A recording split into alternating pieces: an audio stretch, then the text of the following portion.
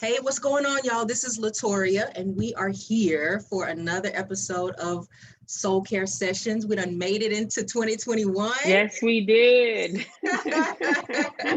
Leaning on Yes, Jesus. yes, we did. Oh, man. Coming off the inauguration and just, with hearts full of gratitude and focus today on Black women. So I Yes. got my sis Dieula. If you have no idea who she is, I'm gonna give her an opportunity to introduce herself. Dula, tell us who you are for the new viewers, who you are, what you do, what Yeah. you about. Thank you. Thank you. I'm so grateful for this space.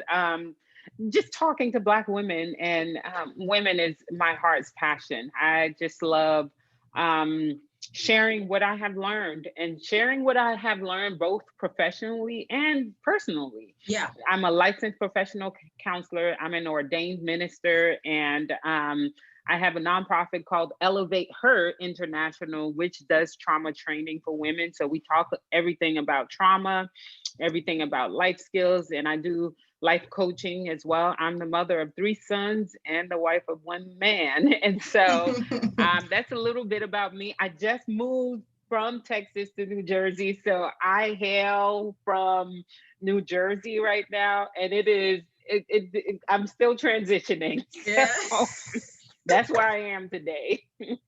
How's the air out there in You Jersey? know, it's good. It's the Garden State. Yeah. So we're surrounded by big trees and by, evergreen trees and everything. And you can see signs, tangible signs of a change of seasons, which is what I love because Wow. I think rhythmically, our bodies are created to have different seasons. And I like Mhm. that, our environment reflect that, Yeah. that there are different seasons that leaves are dropping and trees. It's a little gloomy out at times because for me, it reflects what happens to me internally, and I like Yeah.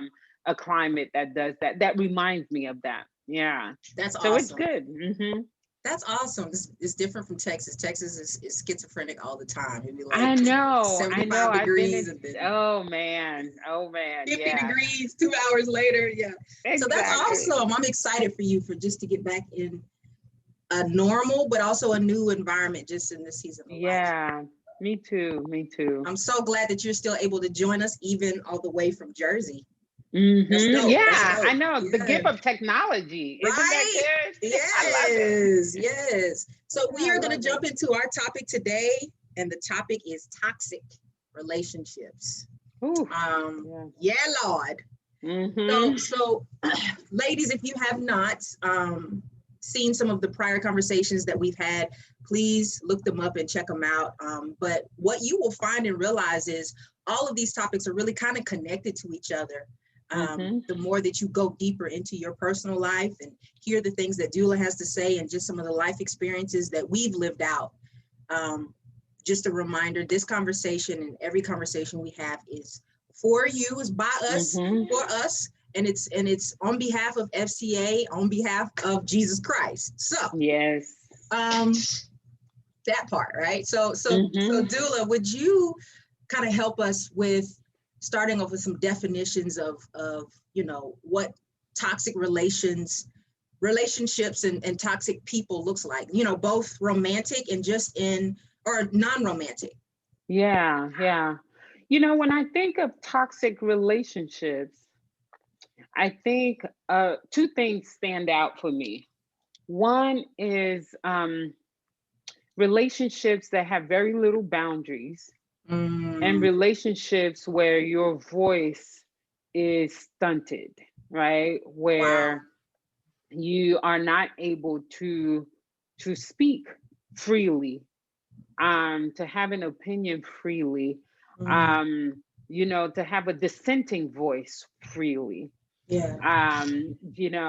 where you can't move freely, um, where the whole boundaries piece. So I'm thinking about those type of people. I'm thinking about you know um the escalation of conflict very quickly, Mm, people who just escalates very quickly, people who are quickly to have opinions, but not quickly to receive other people's opinions. So I'm thinking of those types of things in toxic relationships. Another thing about toxic relationships is that they can be suffocating, where it feels like your loyalty must be to them and only them, Mhm. and you are not free to have other relationships as well, you Mhm. know. So those are some of the themes I think about when, I'm thinking about toxic relationships. But the two that stand out for sure are lack of voice, when you feel silenced, and when you feel like there's no boundaries in those Mm. relationships. Wow. Okay. Mhm. So what would you say then are some key signs to either toxic people or relationships? Yeah. Every relationship start off with the best of intentions, and which is why sometimes we find ourselves in toxic relationships unknowingly, because they never Yeah. start off with the signs of toxicity, right? Right. Yeah. Their best foot is always forward. But if you're a healthy person, and I Mhm. mean healthy person, you've done the work, you've done the internal work, you have really excavated some of your junk, you Yeah. know, you have gone into your family of origin issues, and you have done some reflection of your own self, then you are able to more quickly identify some of the red flags in toxic relationships, more quickly, I say, because some can slide under the radar and you don't know. But if you're somewhat mentally, emotionally healthy, you can more quickly identify, toxic relationships. And some of the signs, really are, um, one of the very basic signs can be when I'm sharing, is it reciprocal? Are we sharing on the same wavelength? Am I Yeah. given an opportunity to be heard and understood as I'm giving this person an opportunity to listen and understand them, right? So Mhm. that's one of the quick signs, because it's right away you can tell that, you have a friend or a relationship, they're sharing, and you receiving all that they're sharing, and you're giving advice and you're listening and you're contending with them. But when it's time for it to be reversed, there's no space for you, Yeah. you know. For me, Yeah. that's one of the quickest signs you can see right away. It's just that mutuality in the relationship. Is there Wow. room for that? You That's know? so good. That's so good. Yeah, that's one of the quickest things that I share. And then, boundaries, you know, a lot of people feel guilty about boundaries. And I think the reason many people feel guilty about boundaries is because they've been in toxic environments and relationships that don't respect and honor where people are. Mhm. Healthy relationships should respect and honor good boundaries. Like, I can't go this Friday, but Mhm. maybe next week. That's a Mhm. boundary. When someone has the possibility to say no or yes to different, asks, I can't do this, but I can do that. The other day when I was sharing XYZ, and you were short with me, can we talk about that? Yeah, Those are healthy things, but they many are. relationships, we're afraid. When there's fear, that's another um Mm. A sign. When sign. there's fear to confront, Mm. fear to talk about, fear of sharing with the other person what is happening with you, that's Yeah, another sign. Fear is a big sign of toxicity in a relationship. that's so rich. I hope y'all are taking notes because in my head, I'm Mm-hmm. just like, these are such good, like, nuggets And I'm living some of these things like right now, just to, you know, from my own like personal experiences, even with family and dating, like what you said about reciprocity.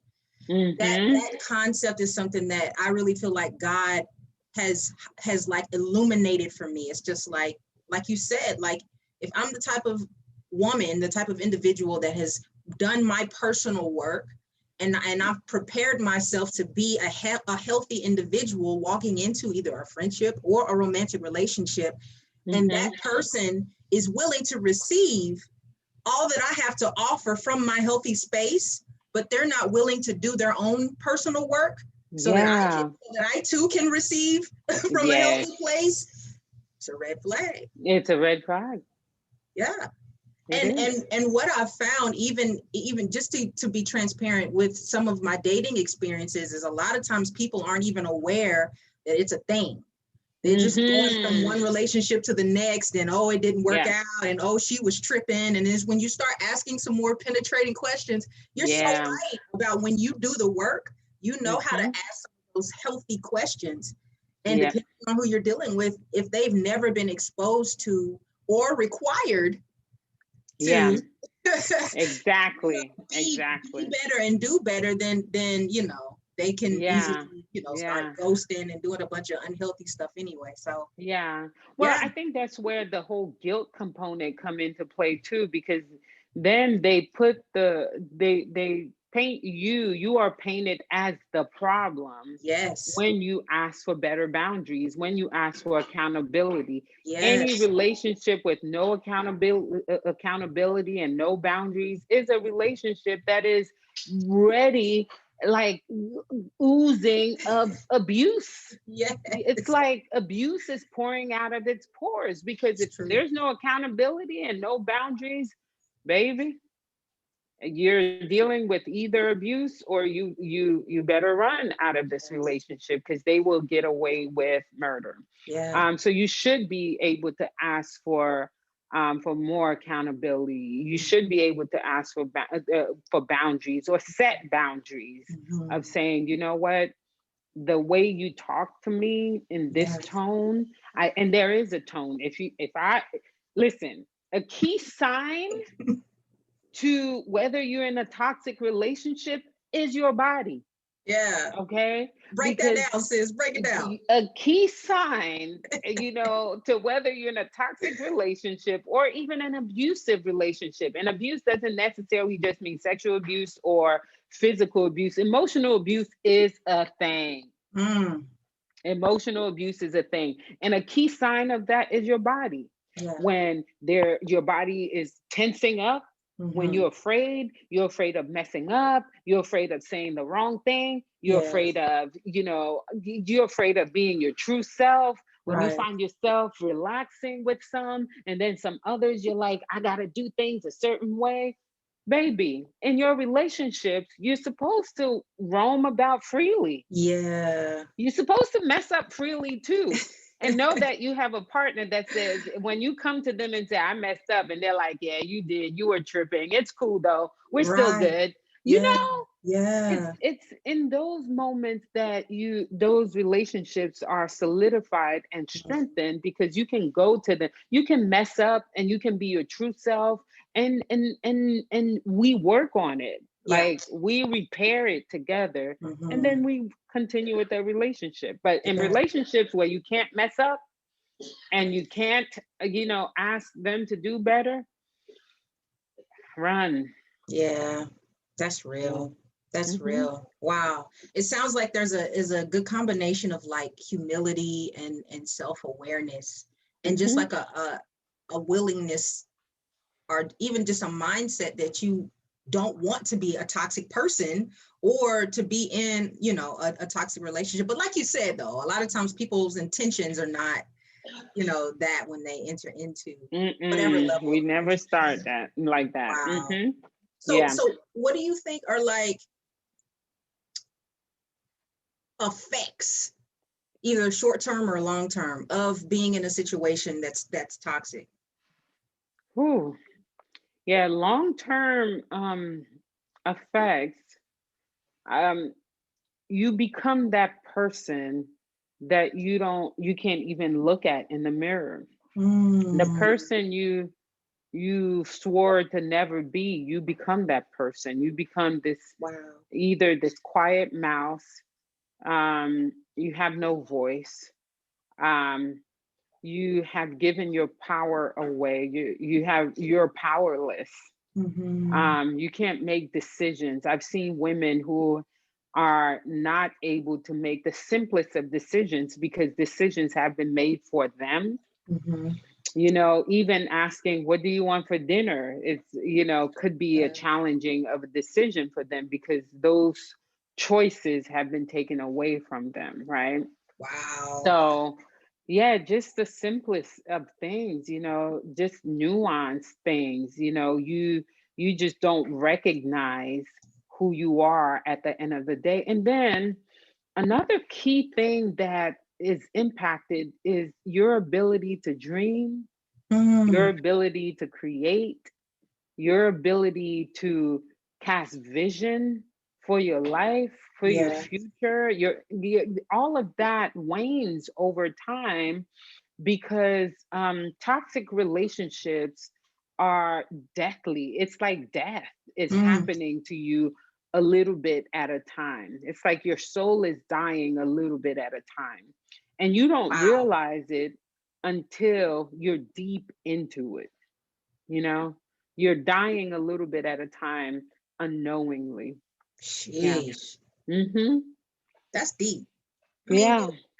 like starting with self, right? Like how do you then avoid becoming a toxic person? Because to me, listening to what you're saying is like, shoot, well, after time, you might become as toxic as the person that you're in a relationship with. So like, what are some ways to avoid, if there's women listening and they're like, man, my spouse or my partner, like, I make them feel like that, or they make me feel like that, right? It's like, how do you avoid becoming that? Because it's really possible. It's possible for any of one of us to be that toxic person. Yeah. I would say, you know, I started out with doing the work, you know, making sure you do the work and counseling and all of that. But I would say have some relationships. You have to be in relationships because only in relationships you will get clues whether you are a toxic person or not. Facts. Now, if you're in good relationships and you have people that you allow to speak into your life, you allow to say things to you, these people will keep it 100 with you and say, hey, you tripping. Those are some of the best relationships. The ones that will fight you for you and tell you, hey, your butt stinks today. You need to go sit down. You need to have a seat. Like, and you know that they love you. Like, those are the best. Exactly. But if you surround yourself by yes people and all they're saying to you is yes, you could be a toxic person. You might be a toxic person right now because if all your friends only ever tell you what you want to hear, you know, you may be a toxic person. So it's important that you have some deep friendships that tells you sometimes what you don't want to hear. And then after they tell you what you don't want to hear, you investigate. You go and do the work. You go and find a therapist or a spiritual director or a pastor, somebody that you know and trust, and say, you know what? My friends just told me I don't listen to others other than myself. I want to know if that's true. Yeah. I want to know if that's truly happening, you know? And so you do the work and investigate because you can easily be the toxic person. Yeah. Wow. Wow. Well, I mean, hey, ladies, if you're listening to this and it is kind of hitting you in your chest a little bit, you know, it's making you feel away. Like, just remember, like, there's no condemnation for those of us who are in Christ Jesus. And likely, if you are toxic or you're dealing with some toxicity in your own life, it's likely that it's connected to trauma or something that happened to you along the way. And like, there is there's hope, there's redemption, there's forgiveness in Jesus Christ. So like, don't listen to this and think that either one of us got it all together, because we don't. But we're just here like sharing our experiences. Dieula is sharing her professional wisdom and knowledge to help us figure out how to know better and do better. All right. So that's all this is. Yeah, that's a good word. I love that You you know, pointed that out. And I'm sure, at some point we would talk about that in the program, but I knew there is no condemnation. We're all a work in progress. And so it's about healing and yeah, restoration and all of that. So yeah. good point there. Yeah, and there's freedom, like Dieula was saying, there's freedom when you can get community, even if it's just one good friend that loves you for real and will tell you about yourself and will challenge you to be your best you. There's freedom in being able to have somebody that loves you unconditionally and you can be your raggedy self with, and they tell you about your raggedy self, but it's not the end of your friendship. Like, so if you don't have that in your life, I encourage you to pursue it, because it's a whole nother level of life that you live when you have that type of person or people even really in your life. And I know, we get grown and we kind of get stuck in our ways a little bit and we don't want everybody in our business and all of that. But I'm telling you, you Yes. need at least one good person that is in your business that will Yeah. help you navigate life, because you don't have it figured out. I don't have it figured out. Like, we don't have it all together. Like Dieula said, we're all works in progress. And that's why God, requires for us to have community. Is for that purpose. If he in himself is community, being three persons in one, then how much more should we, his creation, be that too? You know what I'm saying? Anyway, I ain't trying to. Absolutely. Absolutely. You preaching, girl. You better preach that word. So here, like, listen. So I wanna bring up this concept of people pleasing, because I know, especially as women, a lot of times we can find ourselves in that situation, and societal norms sometimes pressure us to kind of find ourselves being people pleasers. Like how can that mentality or that tendency to be a people pleaser keep you bound in a toxic relationship? And what are some ways? So it's two-part, right? So what are some ways that we can change the way that we choose to be treated? You kind of touched on it earlier, I think, a little bit with the boundaries and stuff. Yeah, people pleasing. Yeah, it's a byproduct of some of the ways we grew up in our family of origin, and not having families or mother or father. It stems from some of those mother and father issues, daddy Yeah, issues and mommy issues, right? yeah, yeah. And where we had to be perfect, we had to be a certain way. Mhm. There wasn't unconditional love, for example. Everything was conditional, and perfectionism was the goal. Over Mhm. time we are basically trying to find love and trying to find acceptance from our parents, and the way of doing that is through people pleasing. And Yeah. so when we leave our families of origin, we don't leave these feelings. They're still a Mm. part of us. They're still a part of who we are, and they're still a part of how we do relationships. So Wow. the ways we do relationships, we learn somewhere. We learn from our mother and father, watching mother and father. We learn Mhm. from watching auntie and uncle. We learn from Mhm. watching the church, even, right? Yeah. We learn from different institutions and how they did relationships. So now we're trying to model what we learned, whether it was good or bad, Right. and we Yeah. bring it into our relationships. So Mm. that's like the context, the backdrop behind people pleasing. Part of the healing really is awareness, number one. And this is what we're doing here, Yeah. creating the awareness that, hey, sis, there might be a people pleasing issue. And how do you know that? Um, Try saying no one night and see how you feel Ooh, about that. Try saying no. that joint be stinging when you do it for the first time. Like, Yes. no. No. Yeah. Try saying no and see how your body responds. Yeah. That's awareness right there. Try Golly. saying the thing that will cause you some emotional, issues. Yeah. That's the first one. So awareness, once you are aware of that there is an issue, now let's find some ways to start dealing with the issue. Boundaries, seeking a counselor, seeking a spiritual director, having Mhm. some good friends around you. Because granted, the reality is not all of us have money, to be able to go to counseling, right? That's real So talk. you can, so we need these other avenues, spiritual director and friendships and things like that, people and pastors around us that we know and trust that will not Mm-hmm. abuse us, Mm-hmm. to help us on this journey. But yeah, the first one is be really aware. Because once the great thing about awareness is that our body wants to self-correct and self-heal, right? Mm. Once we're aware of it, the majority of us will be on that journey of healing, of trying to correct and repair this harm that's happened to us.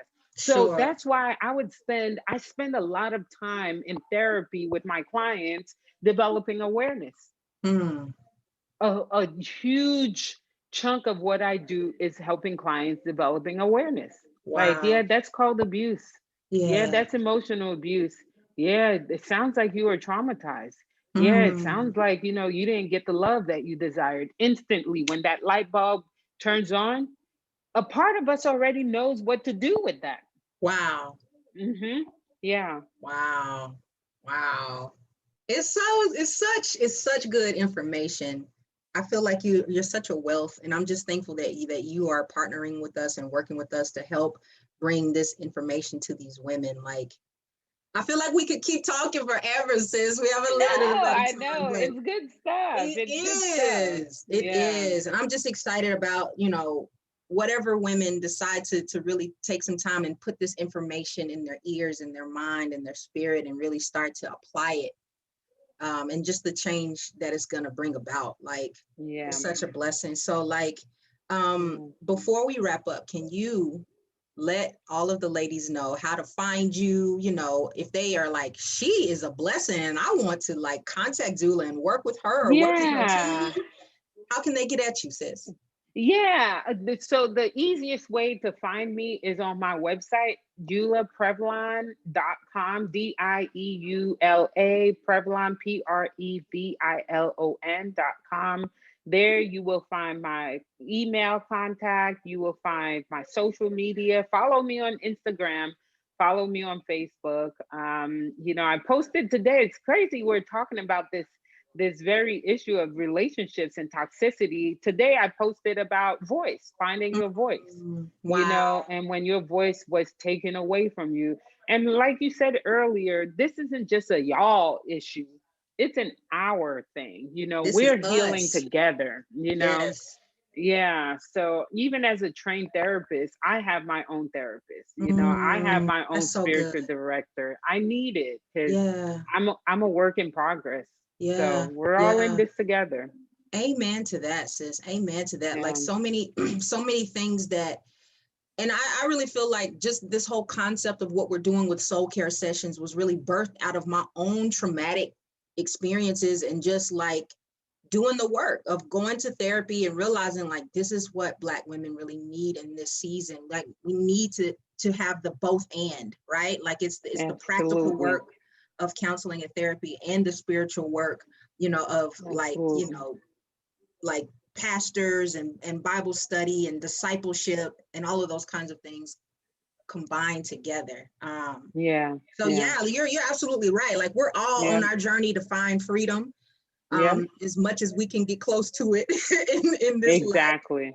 in this Exactly. land. So thank you Exactly. so much You're for welcome. You're welcome. I your time. enjoy these. I love these. Yes, they're so I'm a good. teacher and I love teaching. So this gives me an opportunity to do that. So thank you.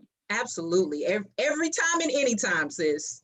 Yes, yes. So, ladies, if you guys have any comments, questions, thoughts, concerns, prayer requests, any of those things, holla at your girl. You can find me at latoriawilson at FCA.org. That's the quickest way to get to me. Like, we want your feedback. We want to know, did you enjoy this conversation? Did you want us to go deeper in certain areas? Like, this is for you. We're here to serve you. So let me know what you think. Tell me how you feel. Good, bad, or indifferent. I'm open to all of it. Once again, this is on behalf of FCA. We care about you guys and just want you to feel poured into and cared about. So until next month, we'll catch you later. Yes. Bye, ladies.